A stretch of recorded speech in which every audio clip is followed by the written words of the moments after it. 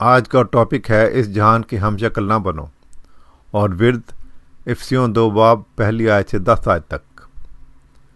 اس ورد میں ہم دیکھتے ہیں کہ ہمیں دنیا کی روش پر نہیں چلنا، کیونکہ وہ ہوا کی عملداری کے حاکم یعنی شیطان کی پیروی کرتے ہیں، کیونکہ ہمیں ایمان کے وسیلہ سے نجات ملی ہے اور مسیح یسوع میں نیک اعمال کے واسطے مخلوق ہوئے ہیں۔ رومیوں 12 باب 2 آیت میں لکھا ہے، اس جہان کے ہم شکل نہ بنو۔ دنیا کا سردار شیطان ہے، اس کی پیروی نہیں کرنی۔ ہم 2 کرنتھیوں 6 باب 14 آیت میں پڑھتے ہیں، بے ایمانوں کے ساتھ نہ ہموار جوئے میں نہ جتو، کیونکہ راست بازی اور بے دینی میں کیا میل جول، یا روشنی اور تاریکی میں کیا شراکت۔ دنیا سے دوستی رکھنے سے مراد خدا سے دشمنی کرنا ہے۔ ہم غلطیوں 1 باب 4 آیت میں پڑھتے ہیں، اسی نے ہمارے گناہوں کے لیے اپنے آپ کو دے دیا تاکہ ہمارے خدا اور باپ کی مرضی کے موافق ہمیں اس موجودہ خراب جہان سے خلاصی بخشے۔ اور 1 یوحنا 4 باب 4 آیت میں لکھا ہے، کیونکہ جو تم میں ہے وہ اس سے بڑا ہے جو دنیا میں ہے۔ متی 5 باب 14 اور 16 آیت، تم دنیا کے نور ہو اور تمہاری روشنی آدمیوں کے سامنے چمکے، تاکہ وہ تمہارے نیک کاموں کو دیکھ کر تمہارے باپ کی جو آسمان پر ہے تمجید کریں۔ مسیحی روحانی زندگی ہمیں دنیا سے نکالتی نہیں، بلکہ رہنمائی کرتی ہے کہ گہرے میں لوگوں میں کام کر سکیں۔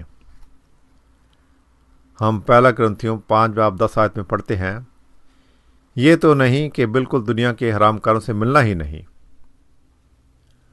بطخ پانی میں رہتی ہے مگر اس کے اثر کو قبول نہیں کرتی، اور اپنے پروں پر پانی بھی نہیں ٹھہرنے دیتی، بلکہ اگر ہم غور سے تصویر دیکھیں اپنا ریفلیکشن پانی کے اوپر ڈالتی ہے۔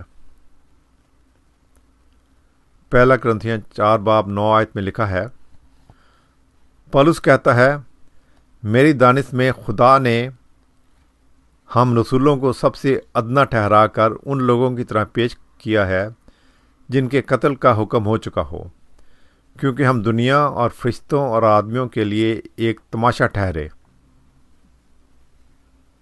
فزکس کے حوالے سے ہم دیکھتے ہیں کہ حقیقی یا ریئل امیج ہمیشہ الٹا ہوتا ہے، مگر مجازی یا ورچوئل امیج سیدھا ہوتا ہے، جیسا کہ حقیقی مسیحی لوگ دنیا دار لوگوں کی نظر میں نامقبول ہیں۔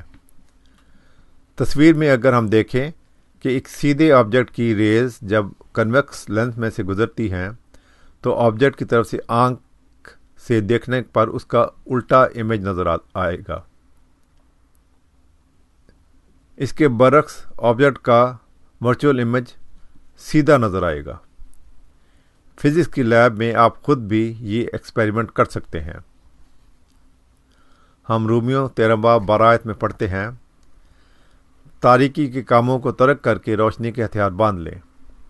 اور زبور 44:5 میں لکھا ہے، تیری بدولت ہم اپنے مخالفوں کو گرا دیں گے، تیرے نام سے ہم اپنے خلاف اٹھنے والوں کو پامال کریں گے۔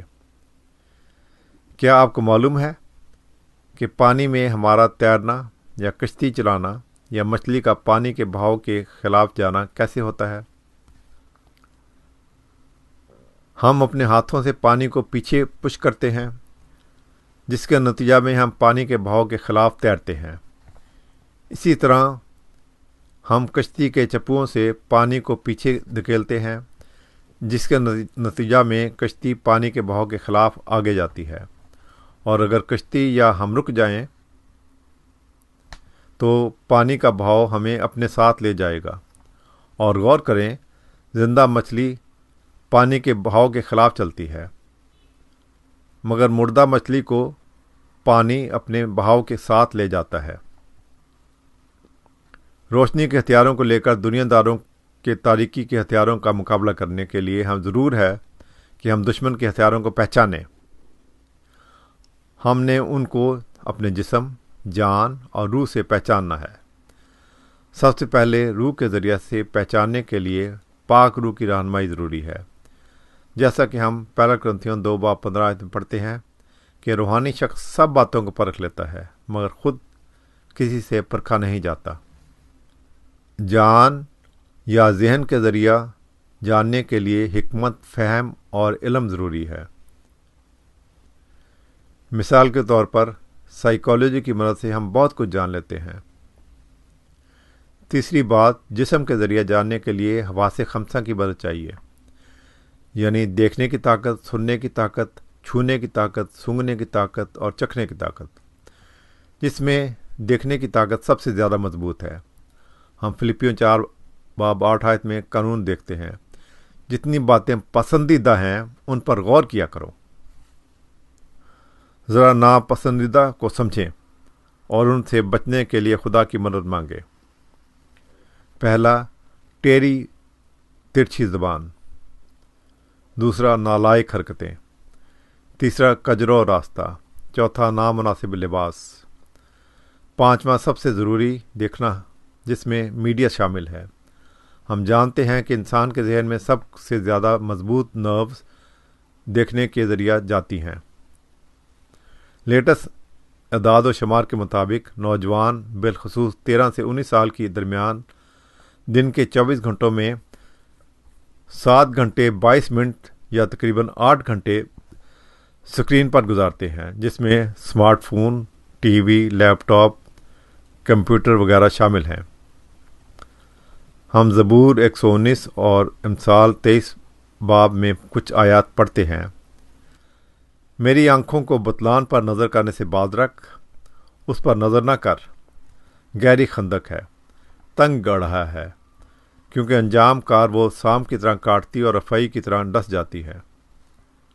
کاش خدا ہمیں مخالف چیزوں کو سمجھنے اور ان پر غالب آنے کی توفیق عنایت کرے۔ ذرا دیکھیں یوحنا 8:12۔ یسوع نے مخاطب ہو کر کہا، دنیا کا نور میں ہوں، جو میری پیروی کرے گا وہ اندھیرے میں نہ چلے گا بلکہ زندگی کا نور پائے گا۔ یسعیاہ 44:22۔ میں نے تیری خطاؤں کو گھٹا کی مانند اور تیرے گناہوں کو بادل کی مانند مٹا ڈالا۔ میرے پاس واپس آ جا، کیونکہ میں نے تیرا فدیہ دیا ہے۔ آمین۔